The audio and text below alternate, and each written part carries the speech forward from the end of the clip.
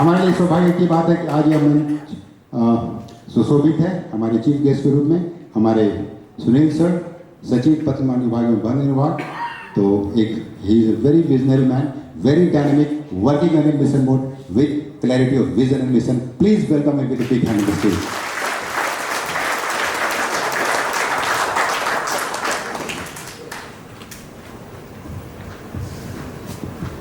मनीष रंजन जी, उपस्थित प्रशांत कुमार जी, सचिव water resources department PhD, उपस्थित हमारे सभी मंचासीन अतिथिगण, उपस्थित सभी हमारे अभियंतागण, पत्रकार बंधुओं और दोस्तों, कि इंजीनियर्स के सामने क्या क्या चैलेंजेस हैं और उन चैलेंजेस को हम कैसे टैकल कर सकते हैं, कैसे उनसे हम लोग उसको लर्न कर सकते हैं और लर्न करने के साथ उससे कैसे हम लोग आगे बढ़ सकते हैं।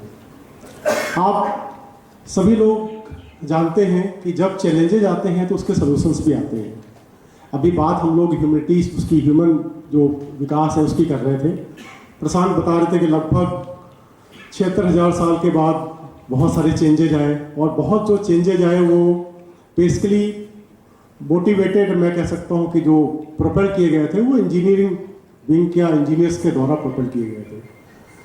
आप देखेंगे कि लगभग उसके सॉल्यूशंस भी, जो प्रॉब्लम नेचुरल रिसोर्सेज को कंजर्वेशन करने की प्रॉब्लम हो या फिर बाकी तरह की चीज़ों जो कई समस्याएं हम लोग के सामने आती हैं उसको टैकल करने की प्रॉब्लम हो, तो जो ये सारी चीज़ें आती हैं उसके सॉल्यूशंस भी टेक्नोलॉजिकल सॉल्यूशन ही होते हैं। मैं आपको जैसे एक एग्जाम्पल के तौर पर बताऊंगा कि लगभग 1932 पे ग्रेट डिप्रेशन जो हुआ था, उसका रिसेशन, उस पर अमेरिका में बहुत सारे अनएम्प्लॉयमेंट की प्रॉब्लम आई, उस पर उनका इकनॉमी जो थी बहुत नीचे जा रही थी। तो उन्होंने जो तरीका अपनाया वो बिल्कुल ही अलग था। उन्होंने कहा कि नहीं, मेरा सब कुछ मतलब होता है जब हम लोग के सामने कोई समस्या आती है तो हम लोग अपने एक सेल पे आ जाते हैं, हम लोग एक कोठरी पे अपने आप को आपको सुलटाने की कोशिश करते हैं। अगर पैसा नहीं है तो पैसे की बचत करो। उन्होंने कहा ठीक है, पैसा नहीं है लेकिन पैसे को खर्च करो, प्रिंट द मनी, मतलब नोट प्रिंट करो और नए प्रोजेक्ट लो। तो 1932 पे जितना भी आप देख रहे हैं वो है, और जो जितनी भी रोड नेटवर्क का उन्होंने डेवलपमेंट किया, विकास किया, रोड का हो सकता, बाकी इंफ्रास्ट्रक्चर्स का विकास किया, बड़े बड़े ब्रिजेस बनाए, टाउनशिप बनाई, वो सारे लगभग उनका पहले से चल रहा था। लेकिन 1932 पे रिसेशंस को बीट करने के लिए, रिसेशन को मतलब ओवरकम करने के लिए उन्होंने किया, तो टेक्नोलॉजिकल सॉल्यूशंस उन्होंने दिया। बहुत सारी इसके बाद प्रॉब्लम आई यूएस के सामने, जो एक बार ट्विन टावर अटैक हुआ, तो उन्होंने उसका क्या किया कि उसका भी एक टेक्नोलॉजिकल सॉल्यूशन निकाला कि ठीक है, हमारे ऊपर अटैक हुआ है तो हम इसको सारे लोगों की हम चेक करेंगे कि कहाँ से आते हैं, क्या करते हैं। और उन्होंने ऐसा नहीं कि पब्लिक को इनकन्वीनियंस हो, पब्लिक को परेशानी हो, उन्होंने मतलब उसको रेकी की, उसके बारे में जानकारियाँ ली, लेकिन बिना किसी को मालूम पड़े हुए।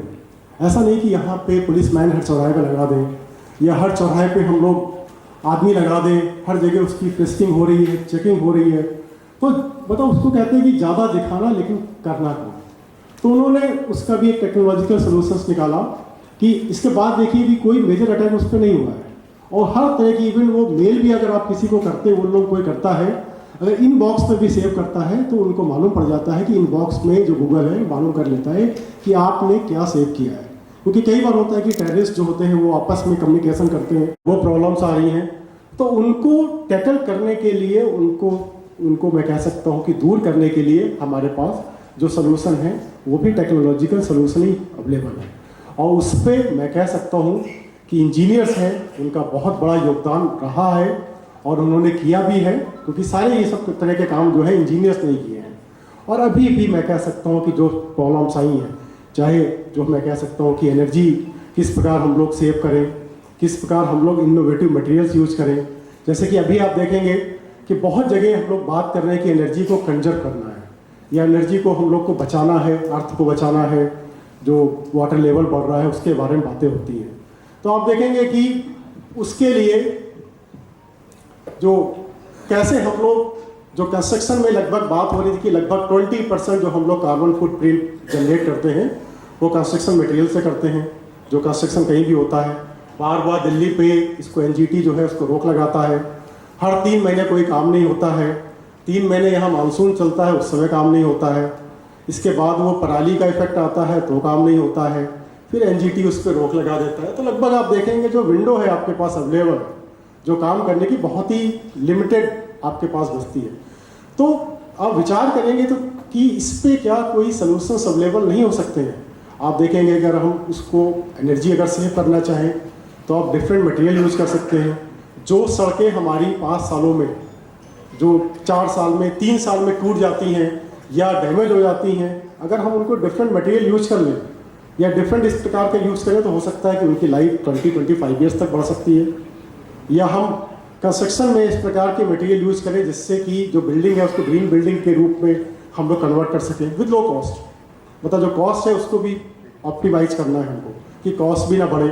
जो हमारे प्रोजेक्ट चल रहे हैं अगर उनको हम समय पे कंप्लीट कर दें तो हमारे पास मतलब उसका पैसा भी बचेगा। तो ये इस जितने भी तरह की चीज़ें हैं, मुझे लगता है कि कोई भी चेंज देखेंगे तो वो कहीं ना कहीं से साइंटिस्ट या इंजीनियरिंग से जुड़ा हुआ है। किसी भी तरह किसी भी फील्ड में जाइए, बिना साइंटिस्ट के और बिना इंजीनियर के। इंजीनियर अल्टीमेटली साइंस तो मतलब एक रिसर्च करते हैं, बात हो रही थी, बात सही है कि वो रिसर्च करते हैं और रिसर्च करके लेकिन उसको इम्प्लीमेंट करने का काम जो होता है वो अल्टीमेटली इंजीनियर्स करते हैं। और उसको मुझे लगता है कि उसको करने की हम लोग को अभी बहुत आवश्यकता भी है।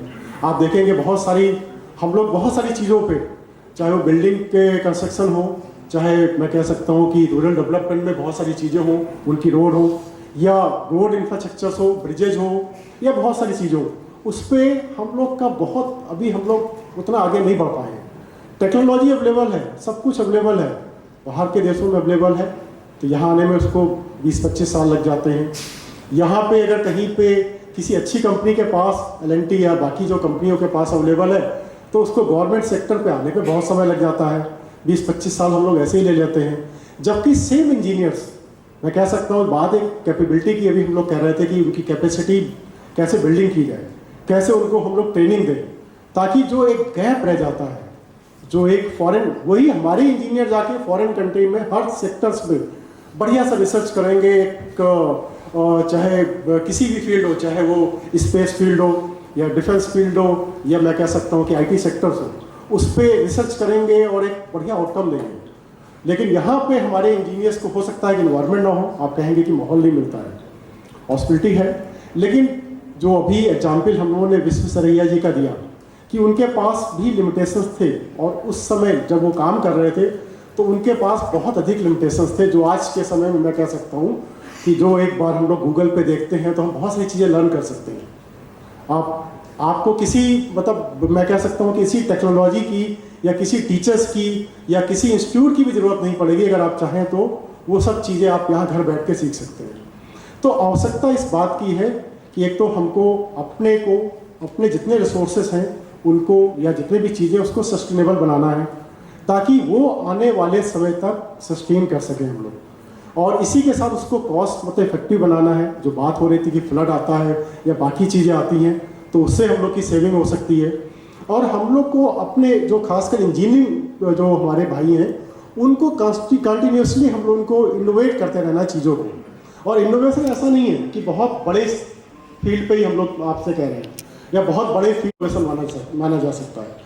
बहुत छोटी चीज़ पे भी आप इनोवेट करते हैं तो आप देख सकते हैं कि उसको एक बेटर चीज़ों को एक बेटर वे पे दिया जा सकता है। चाहे वो रोड का सेक्शन हो, बिल्डिंग का सेक्शन हो या कोई भी डैम का निर्माण कार्य हो या बाकी सब चीज़ें, उसको आप बहुत कम समय पे बहुत कम कॉस्ट पे अगर आप लोकल इनोवेशंस को अडॉप्ट करते हैं या छोटी छोटी चीज़ों को अडॉप्ट करते हैं, लोकल मटेरियल को यूज़ करते हैं, तो आप बहुत सारी चीज़ें कर सकते हैं।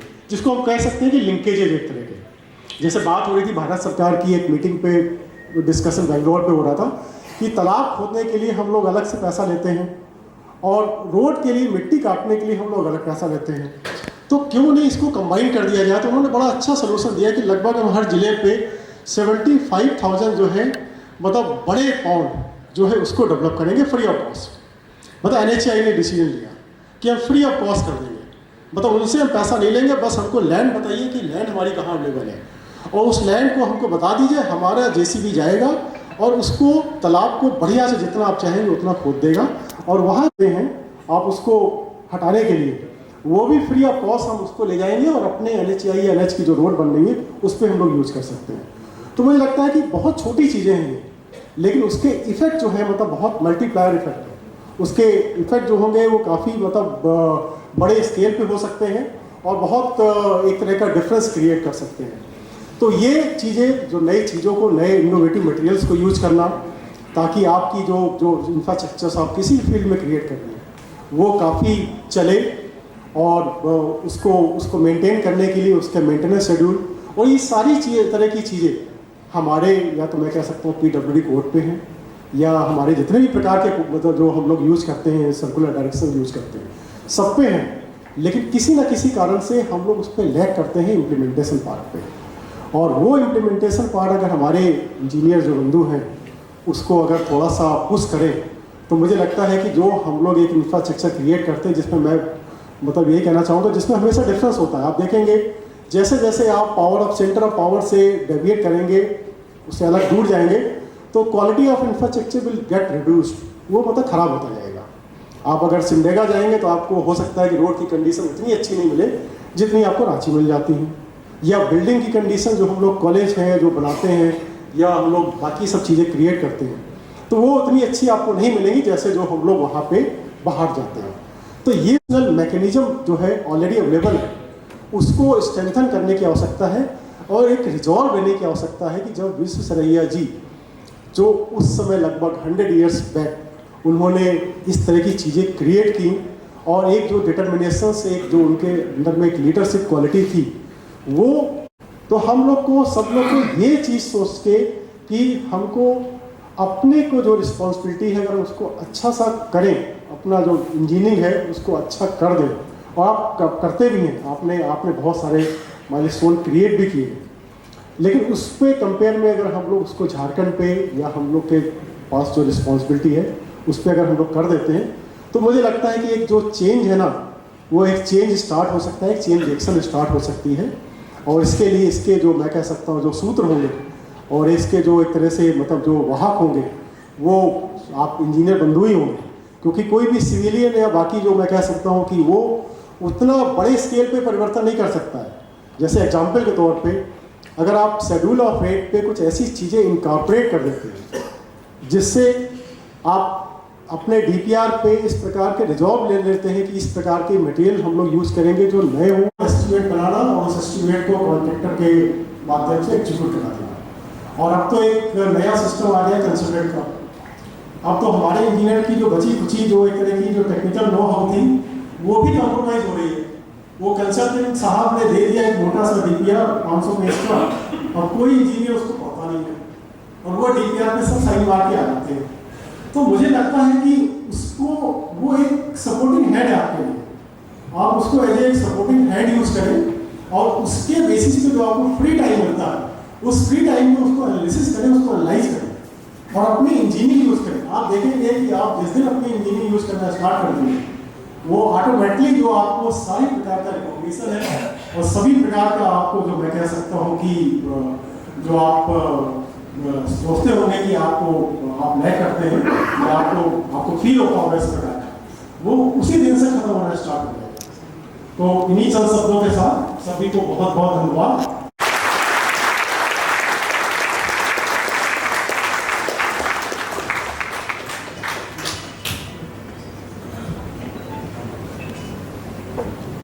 With complete maturity and responsibility.